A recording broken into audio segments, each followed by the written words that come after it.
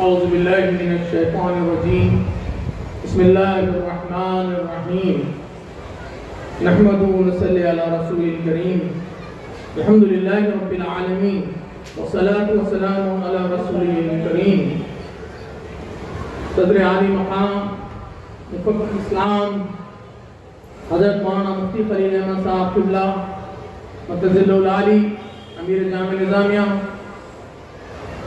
حضرت مولانا سید حسن ابراہیم حسینی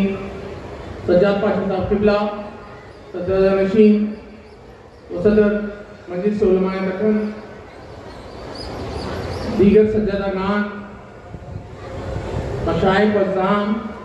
علماء کرام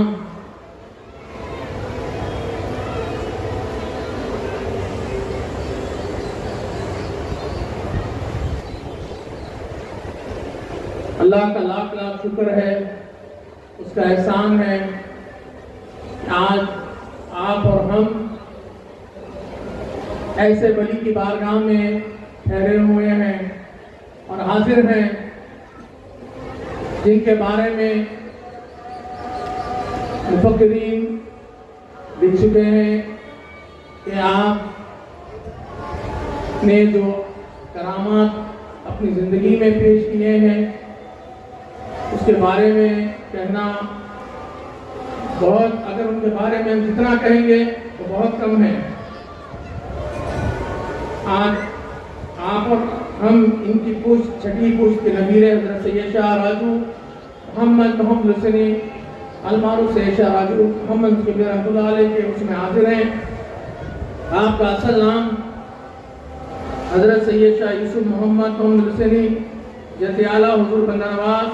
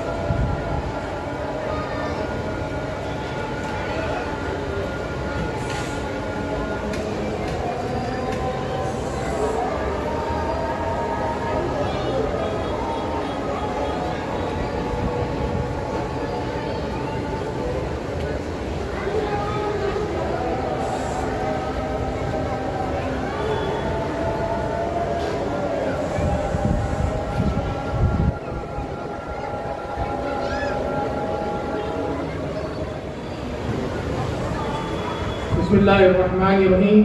نحمد ونصلی علی رسول الکریم سرزمین ہند و رسول اللہ کی عطا حضرت خواجگان خواجہ غریب نواز معین الدین چشتی سنجری کی کا کمال شخصیت ملی ہے۔ ترکے ملک کو ہندوستان میں آپ ہی کے سلسلے کی ذات اعلیٰ صفات حضرت بندہ نواز کے دراز بلند پرواز سید محمد حسینی کی ہے، جس سے دکن کا چپا چپا نور منور ہے۔ آج آپ اور ہم انہی کی چھٹے پشت نبیر حضرت سید راجو محمد حسینی 355 عرص شریف میں حاضر ہیں۔ آپ کا نام تو حضرت سید شاہ یوسف محمد حسینی جد اعلیٰ حضور بندہ نواز کے پدر بزرگ حضرت سید شاہ راجہ خطال کے نام ان سے مشہور معروف ہیں۔ آپ کی ولادت، فسادت، 1002 ہجری میں بیجاپور میں ہوئی اور آپ اپنے والد ماجد حضرت سید شاہ صفیر اللہ حسینی قبلہ کے یہاں آپ کی تعلیم و تربیت کا آغاز ہوا اور اپنے وقت کے عالم صوفی مرشد اعظم رہے۔ شاہ و گدا آپ سے فیض پائے، علمی ورثے میں عرفانی و ادبی تصنیف چھوڑی ہیں جو ایک عظیم نصیحت ہے۔ ان سے شریف کے موقع پر خصوصی واعظ، نصیحت، قرآن تلاوت، نعت وغیرہ کی محفل کا اہتمام کیا جاتا ہے اور برسوں برس سے ایک علمی مذاکرہ کا بھی انعقاد عمل میں آتا ہے۔ عوام الناس کے معلومات میں اصلاح کے لیے واعظ و تقریر اپنی جگہ ایک اہمیت رکھتی ہے۔ علمی اعلیٰ تحقیقی مواد کا تحفظ، تحقیق، معلومات، مقالے پڑھے اہمیت کے حامل ہوتے ہیں۔ اس ذمہ داری کے احساس میں میرے والد ماجد حضرت سید شاہ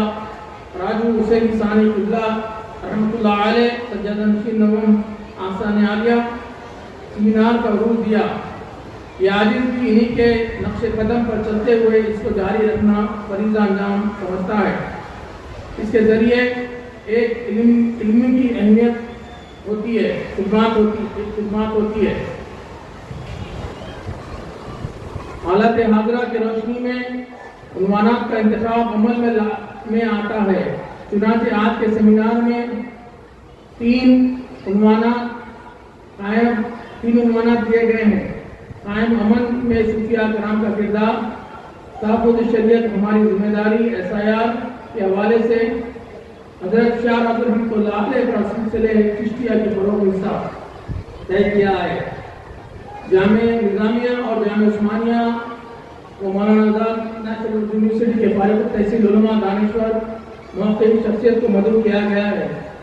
ہم اس سے استفادہ کر رہے ہیں۔ ہمارے درمیان ملک عظیم علمی مفقر شخصیت حضرت مفکر اسلام حضرت العلامہ مولانا مفتی خلیل احمد صاحب قبلہ مدد اللہ علی امیر جامعہ اپنی گو نہ گو مصروفیت کے باوجود تشریف لاتے ہیں اور حضرت ہماری سرپرستی فرماتے ہیں۔ میں ان کا